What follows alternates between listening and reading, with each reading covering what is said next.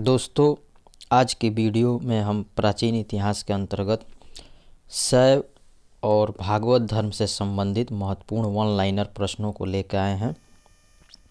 तो आइए देख लेते हैं आज का प्रश्न।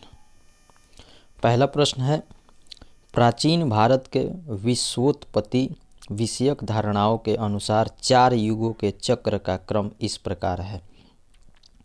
प्राचीन भारत के विश्वोत्पत्ति विषयक धारणाओं के अनुसार 4 युगों के चक्र का क्रम इस प्रकार है। कृत यानी सतयुग, त्रेता, द्वापर और कली। अगला, आजीवक, मतमयूर, मयमथ तथा ईशान शिव गुरुदेव पद्धति में से वह जो प्राचीन भारत में शैव संप्रदाय था तो वह था मतमयूर। मतमयूर प्राचीन भारत में शैव संप्रदाय था। अगला,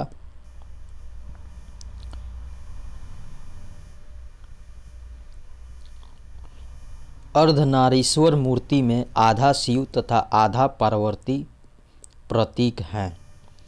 देव और उसकी शक्ति का योग के प्रतीक है। अर्धनारीश्वर मूर्ति में आधा शिव और आधा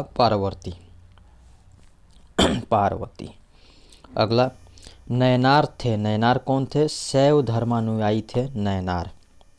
अगला प्रश्न, पोएगई, तिरुज्ञान, पूडम तथा तिरुमंगई में से वह जो अलवार संत नहीं था। तो तिरुज्ञान अलवार संत नहीं थे, बाकी पोएगई, पूडम, तिरुमंगई ये लोग अलवार संत थे। अगला, भागवत संप्रदाय के विकास में सर्वाधिक योगदान किसने दिया था? तो गुप्त वंश के राजाओं ने भागवत संप्रदाय के विकास में सर्वाधिक योगदान दिया था। अगला प्रश्न,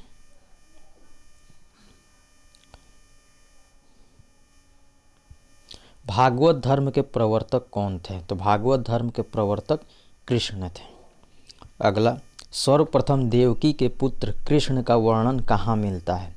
तो छांदोग्य उपनिषद में सर्वप्रथम देवकी के पुत्र कृष्ण का वर्णन मिलता है। अगला प्रश्न, कालिका पुराण संबंधित है। कालिका पुराण किससे संबंधित है? शाक्त धर्म से कालिका पुराण संबंधित है। अगला, वासुदेव कृष्ण की पूजा सर्वप्रथम प्रारंभ की गई थी। भागवतों ने वासुदेव कृष्ण की पूजा सबसे पहले प्रारंभ की। अगला प्रश्न, वह देवता जिसे कला में हल लिए प्रदर्शित किया गया है तो वह कौन है? बलराम। अगला, भागवत संप्रदाय में भक्ति की रूपों की संख्या कितनी है? तो भागवत संप्रदाय में भक्ति की रूपों की संख्या 9 है।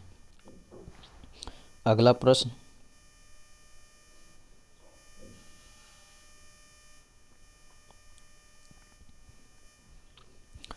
प्रश्न, है, हेलियोडोरस का बेस नगर अभिलेख संदर्भित है किसको? तो वासुदेव को हेलियोडोरस का बेस नगर अभिलेख संदर्भित है। अगला, भागवत धर्म से संबंधित प्राचीनतम अभिलेखी साक्ष्य कहाँ से मिले हैं? तो हेलियोडोरस का बेस नगर का गरुड़ स्तंभ अभिलेख। हेलियोडोरस का बेस नगर का गरुड़ स्तंभ अभिलेख भागवत धर्म से संबंधित सबसे प्राचीन अभिलेखी साक्ष्य हैं। अगला, बेस नगर अभिलेख का हेलियोडोरस निवासी कहाँ का था? तो तक्षशिला का निवासी था बेस नगर अभिलेख का हेलियोडोरस।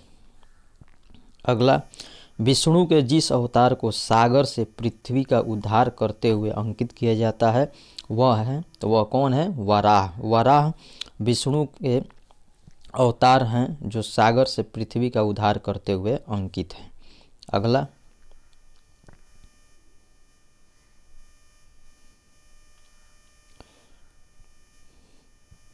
छठी शताब्दी ईसा पूर्व के संदर्भ में भारत में आस्तिक और नास्तिक संप्रदायों में विभेदक लक्षण है। तो क्या विभेदक लक्षण है? वेदों की प्रामाणिकता में आस्था। छठी शताब्दी ईसा पूर्व के संदर्भ में भारत में आस्तिक और नास्तिक संप्रदायों में विभेदक लक्षण है। अगला, मोक्ष के साधन के रूप में ज्ञान, कर्म तथा भक्ति को समान महत्व देता है। तो भगवत गीता में मोक्ष के साधन के रूप में ज्ञान, कर्म तथा भक्ति को समान महत्व मिलता है। अगला, गीता की मुख्य शिक्षा क्या है? तो गीता की मुख्य शिक्षा निष्काम कर्म योग है। अगला, प्रस्थान त्रयी में सम्मिलित है उपनिषद, ब्रह्मसूत्र एवं भगवत गीता। प्रस्थान त्रयी में सम्मिलित है उपनिषद, ब्रह्मसूत्र एवं भगवत गीता। अगला प्रश्न,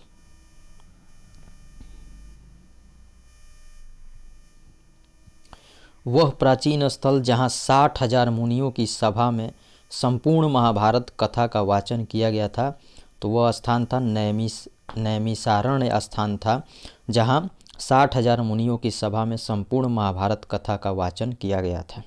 अगला, रामायण का वह कांड जिसमें राम और हनुमान की पहली भेंट का वर्णन है, किष्किंधा कांड में राम और हनुमान की पहली भेंट का वर्णन है। अगला, पुरी में रथ यात्रा निकाली जाती है, किसके सम्मान में, तो भगवान जगन्नाथ के सम्मान में पुरी में रथ यात्रा निकाली जाती है। अगला, नासिक में कुंभ मेला लगता है, किस नदी के तट पर, तो गोदावरी नदी के तट पर नासिक में कुंभ मेला लगता है। अब आइए देखते हैं धर्म और उनके पवित्र स्थल से संबंधित महत्वपूर्ण प्रश्न।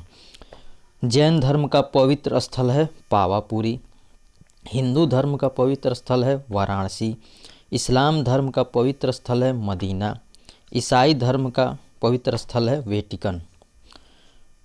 ठीक है दोस्तों, और एक और चीज़ बता दें, ये जो 2 प्रश्न है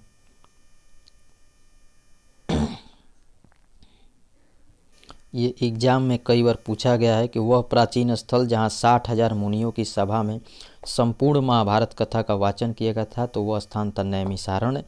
और रामायण का वह खंड जिसमें राम और हनुमान की पहली भेंट का वर्णन है, किष्किंधा कांड। ये 2 प्रश्न। और एक और प्रश्न है, पुरी में रथ यात्रा निकाली जाती है भगवान जगन्नाथ के सम्मान में।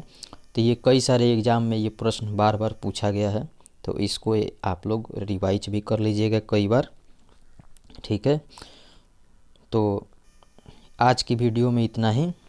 आगे हम लेके आएंगे 6ठी शताब्दी ईसा पूर्व का भारत से संबंधित प्रश्नों को।